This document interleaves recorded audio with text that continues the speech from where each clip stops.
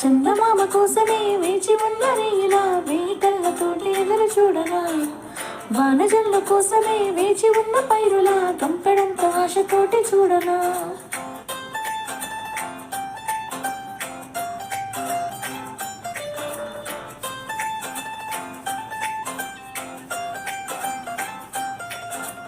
జోల పాట కోసం ఉయ్యాలలోన చంటి పాపలాగా, కోడి కూత కోసం తెల్లారుజాము పల్లెటూరిలాగా, ఆగనేరుగా చెప్పనా నేరుగా గుండెలో ఉన్న మాట. ఏ ఒకటి ఆ రెండు ఆ మూడు అంటూ హరి ఒక్కో క్షణాన్ని నేను లెక్క పెట్టనా.